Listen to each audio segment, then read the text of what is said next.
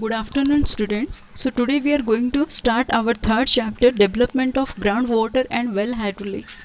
ये चैप्टर चाहे वो जूनियर इंजीनियर की पॉइंट ऑफ व्यू से हो या फिर यूपीएससी इंजीनियरिंग सर्विस एग्जाम के कन्वेंशनल क्वेश्चन की पॉइंट ऑफ व्यू से हो, काफ़ी इंपॉर्टेंट है। हर साल इस चैप्टर से क्वेश्चंस आते हैं। जैसे यहाँ पर आप देख सकते हैं कि इसकी वेट इस क्वेश्चन की जो है वो 15 मार्क्स की है। चलिए हम क्वेश्चन देख लेते हैं।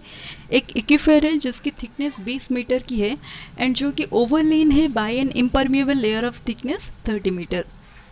ओवरलेन का मतलब होता है एक्वीफर के ऊपर ये इम्परमिएबल लेयर है, तो यहाँ पर जो दो थिकनेस आ रहा है, हम इसमें से 20 मीटर की थिकनेस के साथ जाएंगे क्योंकि एक्वीफर से ही हमें वाटर इल्ड होता है। हमारा इम्परमिएबल लेयर हमें कभी भी वाटर प्रोवाइड नहीं करता है, इसलिए आप इन दो थिकनेस में कभी भी कंफ्यूज मत होना, ठीक है। अब देखिए फिगर्स को हम साइमल्टेनियसली सीखते जाएंगे क्योंकि यहाँ पर फिगर नहीं था, मैंने इसे ड्रॉ किया हुआ है। आप भी इसे सीख लीजिए कि फिगर को आप कैसे ड्रॉ कर सकते हैं। पहले मैंने एक ग्राउंड ड्रॉ किया था यहाँ पर इस तरीके से, और ये जो है ये मेरा एक्वीफर है। एक्वीफर की थिकनेस 20 मीटर की है, जैसे मैंने यहाँ पर शो भी कर दिया हुआ है। अब इसके बाद ये दिया गया है कि इस ग्राउंड में हमने, ग्राउंड का सिंबल होता है ये, तो आप ये तो जानते ही होंगे। इसके बाद ये दिया गया है कि ग्राउंड में हमने एक टेस्ट वेल को डिग किया। ये जो है हमारा ये टेस्ट वेल है, इसको हमने डिग किया। टेस्ट वेल की डायमीटर 0.5 मीटर गिवन है। इसी टेस्ट वेल से 10 मीटर की दूरी पर पहला ऑब्जर्वेशन वेल और 60 मीटर की दूरी पर दूसरा ऑब्जर्वेशन वेल को डिग किया गया। जब हमने टेस्ट वेल से 0.1 क्यूबिक मीटर पर सेकेंड के हिसाब से पानी को निकाला, तो जो ऑब्जर्वेशन वेल था, अब देखिए आप, इनिशियली आपका वाटर लेवल यहाँ पर था। जब आपने पानी को यहाँ से ड्रॉ किया तो इस एडजेसेंट एरिया में जितने भी सारे पानी होंगे वो इस ओर आने की कोशिश करेंगे, तो जो ऑब्जर्वेशन वेल होगी उसमें ड्रॉ डाउन तो होगा ही। तो कितना ड्रॉ डाउन हुआ? पहला ऑब्जर्वेशन वेल जो था उसमें ड्रॉ डाउन हो गया 3 मीटर। पहला इनिशियल वाटर लेवल यहाँ पर था और ये ड्रॉ डाउन हो गया 4 मीटर का। फिर दूसरा जो था यहाँ पे ड्रॉ डाउन हो गया 3 मीटर का, ठीक है। इस तरीके से ये ड्रॉ डाउन हो गया। अब हमें फाइंड करना है coefficient of permeability in metre per second और draw down in test well कितना है।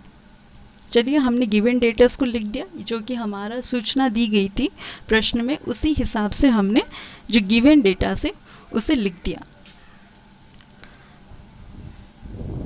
देखिए,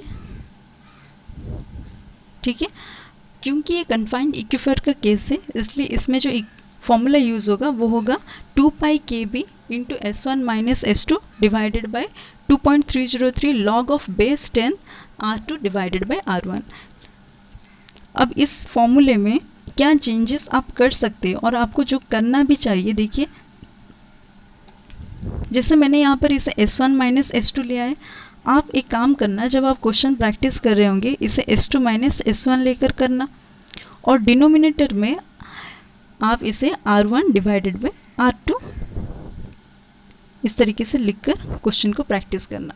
ये आपका डिफरेंट वेज होता है ताकि आप जिस भी फॉर्मूला में जो भी पुट करें आपका आंसर जो है वो सेम ही आएगा, चाहे वो आप S2 माइनस S1 ले या फिर S1 माइनस S2 ले, ठीक है। उसके बाद देखिए जितने भी सारा डेटास हमारा गिवन था क्वेश्चन में, उन सारे डेटास को हमने इसमें पुट कर दिया और कोफिशिएंट ऑफ परमिएबिलिटी आ गया 1.426 इंटू 10⁻³ मीटर पर सेकेंड। अब इसी के की डाटा को हम यूज़ करेंगे और फिर से ये फॉर्मूला लिखेंगे। अब इस बार फॉर्मूले में क्या चेंज होगा, S1 की जगह पर हम SW लिख देंगे या फिर S2 की जगह पर हम SW लिख सकते हैं। यहाँ पर मैंने S2 की जगह पर SW लिखा है।